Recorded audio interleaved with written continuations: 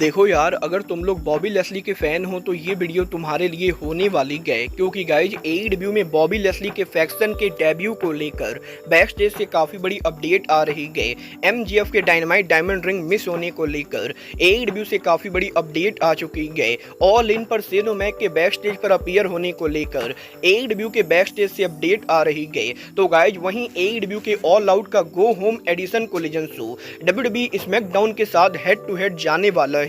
तो गाइज चलिए बिना किसी देरी के शुरू करते हैं इस वीडियो को। और सबसे पहले बात करेंगे सेनो मैक की। गाइज यहाँ पर ये बात तो हम सभी लोगों को मालूम है, करंटली यहाँ पर एईडब्ल्यू में सेनो मैक के डेब्यू को लेकर काफी रूमर चल रही है। और जब से यहाँ पर जॉन मॉक्सली ने डायनामाइट पर उनका रिटर्न किया है, तब से काफी सारे लोग सोशल मीडिया पर ये बिलीव करते गए कि सेनो मैक एईडब्ल्यू कंपनी को इन्वेट करने वाले गए। वेल अब यहाँ पर एईडब्ल्यू के अंदर सेनो मैक के इंटरनल डेब्यू टॉक को लेकर एईडब्ल्यू के बैक स्टेज से काफी बड़ी अपडेट आ रही है। गाइज यहाँ पर डब्ल्यूओएन ने ये कंफर्म कर दिया है कि एईडब्ल्यू के ऑल इन पेपर व्यू के ऊपर ही एईडब्ल्यू के बैक स्टेज पर काफी सारे रेसलर्स के बीच में ये बात चल रही थी कि पॉसिबली सेनो मैक एईडब्ल्यू के ऑल इन पर डेब्यू करेंगे। और एईडब्ल्यू के ऑल इन के थ्रू आउट द शो के दौरान लोग यहाँ पर सेनो मैक को लेकर बातें कर रहे थे। बट गाइज यहाँ पर एईडब्ल्यू के ऑल इन पर सेनो मैक के डेब्यू ना होने के बाद भी अब भी यहाँ पर एईडब्ल्यू में रेसलर्स ये बिलीव करते गए कि इवेंचुअली यहाँ पर सेनो मैक का डेब्यू होने वाला है। और गाइज यहाँ पर एईडब्ल्यू के अंदर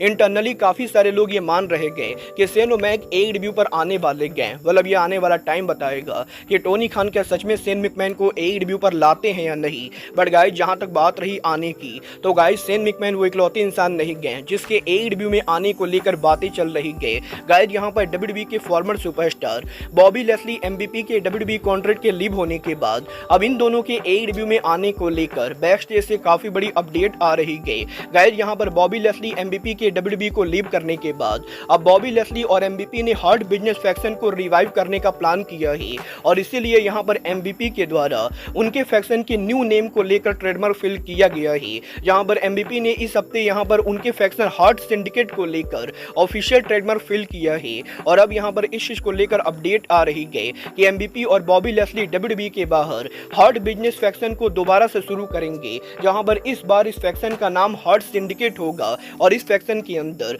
बॉबी लेस्ली एमवीपी के साथ साथ शेल्टन बेंजामिन भी शामिल होने वाले गए। और एमवीपी और बॉबी लेस्ली करंटली ये प्लान कर रहे गए कि वो यहाँ पर उनके इस पूरे फैक्शन के साथ एईडब्ल्यू कंपनी को ज्वाइन करे। और अब यहाँ पर ये पूरी तरह से टोनी खान के ऊपर है कि क्या वो टोनी खान इन तीनों को एईडब्ल्यू के ऊपर साइन करते हैं या नहीं। और अगर यहाँ पर टोनी खान इन तीनों को साइन करने के लिए मान जाते गए तो एईडब्ल्यू के ऊपर हमें यहाँ पर हर्ट सिंडिकेट का डेब्यू देखने को मिलेगा। वेल मुझे पर्सनली नहीं लगता है कि टोनी खान को इन तीनों को एईडब्ल्यू पर लाना चाहिए, क्योंकि ऑलरेडी एईडब्ल्यू के रोस्टर काफी ज्यादा भरा हुआ है। और इन तीनों को एईडब्ल्यू में साइन करने के लिए डेफिनेटली टोनी खान को मल्टी मिलियन डॉलर खर्च करना पड़ेगा, जो कि एईडब्ल्यू कंपनी के करंट स्टेट के लिए बिल्कुल भी बढ़िया नहीं गए। बट गाइज चलिए फिलहाल आगे बढ़ते और बात करते हैं एईडब्ल्यू के फॉर्मर अमेरिकन चैंपियन एमजेएफ की। गाइज यहाँ पर ये बात तो मैं आपको ऑलरेडी बता चुका हूँ कि एईडब्ल्यू के ऑल इन पर एमजेएफ और ऑस्प्रे के मैच के पहले एमजेएफ ने सोशल मीडिया पर पोस्ट करके ये बोला था कि एमजेएफ का डायनामाइट डायमंड रिंग अमेरिका में चोरी हो गया है। और गाइस जब यहाँ पर एमजेएफ ने सोशल मीडिया पर ये बात बोली थी कि लंदन के अंदर उनका डायनामाइट डायमंड रिंग चोरी हो गया है, तो काफी सारे लोगों को ये लगा था कि एमजेएफ यहाँ पर फैंस को ट्रोल कर रहे गए और वो यहाँ पर इवेंचुअली मैच के अंदर डायनामाइट डायमंड रिंग का यूज करेंगे। बट अब जबकि ऑल इन के ऊपर सच में यहाँ पर एमजेएफ ने पूरे मैच के दौरान कहीं भी डायनामाइट डायमंड रिंग का यूज नहीं किया, तो गाइस यही बैक स्टेज से इस चीज को लेकर अपडेट आ रही है कि एमजेएफ ने सोशल मीडिया पर जो पोस्ट किया था कि उनका डायनामाइट डायमंड रिंग गायब हो गया है, वो पोस्ट यहाँ पर 100% रियल था। और सच में यहाँ पर लंदन के अंदर एमजेएफ जब यहाँ पर होटल रूम के अंदर थे, उसी टाइम पर किसी ने एमजेएफ के डायनामाइट डायमंड रिंग को चुरा लिया। और गाइज एमजेएफ के रिंग के चोरी होने के बाद एईडब्ल्यू कंपनी ने इस पूरे मामले को कवर करने के लिए इस पूरी चीज को स्टोरी लाइन में डाला। और पॉसिबली एईडब्ल्यू कंपनी एमजेएफ के लिए फ्यूचर में यहाँ पर डुप्लीकेट डायमंड रिंग बनाएगी, जो यहाँ पर एईडब्ल्यू कंपनी दोबारा से स्टोरी लाइन के अंदर लाएगी। बट यहाँ पर यह कंफर्म हो चुका है कि लंदन के अंदर ऑल इन के एक दिन पहले किसी ने होटल रूम के अंदर एमजेएफ के डायमंड रिंग को चुरा लिया है। वेल गाइस सच में मुझे समझ में नहीं आता है कि लोग यहाँ पर ऐसी हरकतें क्यों करते गए। बट गाइस चलिए फिलहाल आगे बढ़ते हैं और बात करते हैं एईडब्ल्यू के upcoming pay per view AEW all Out की। वेल गाइज, ये बात तो हम सभी लोगों को मालूम है। अब से यहाँ पर मात्र 6 दिनों के अंदर AEW के साल का दूसरा सबसे बड़ा pay per view AEW all out होने वाला है। और अब यहाँ पर AEW के ऑल आउट पेपर व्यू को लेकर AEW के लेटेस्ट टिकट सेल नंबर सामने आ चुके गए। गाइज, यहाँ पर करंटली नाउ अरीना में AEW के ऑल आउट की ओवरऑल कैपेसिटी AEW कंपनी ने करीबन 7,563 रखी गए, जहां पर 7,563 टिकट में से AEW कंपनी ने करीबन 6,612 टिकट सोल्ड आउट कर दिए हैं। और करंटली AEW के ऑल आउट के ऊपर AEW के टिकट सेल करीबन 6612 के बराबर है। और अब भी यहां पर AEW के ऑल आउट के ऊपर AEW को करीबन यहां पर 1000 टिकट सोल्ड आउट करना बाकी गए, जो कि मेरे हिसाब से AEW आराम से करने वाले गए। बट गाइज, यहां पर अब भी AEW कंपनी को ऑल आउट के ऊपर मुझे पर्सनली लगता है और सीट को ओपन करना चाहिए, क्योंकि अब भी यहां पर ऑल आउट के ऊपर AEW कंपनी ने राइट साइड के अपर डेकर को ओपन नहीं किया है। और अगर यहां पर AEW अपर डेकर को ओपन कर देती है, तब यहां पर ऑल आउट की फाइनल कैपेसिटी करीबन यहां पर 9000 के बराबर हो सकती है। और मैं अब भी ये बिलीव करता हूं कि टोनी खान को ऑल आउट के अपर डेकर को ओपन करना चाहिए। मतलब ये आने वाला टाइम बताएगा कि AEW के ऑल आउट की फाइनल टिकट सेल कितनी होती है। बट गाइज, चलिए फिलहाल आगे बढ़ते हैं और बात करते हैं ऑल आउट के go home edition Collision show की। गाइज, यहां पर ये बात तो मैं आपको ऑलरेडी बता चुका हूं।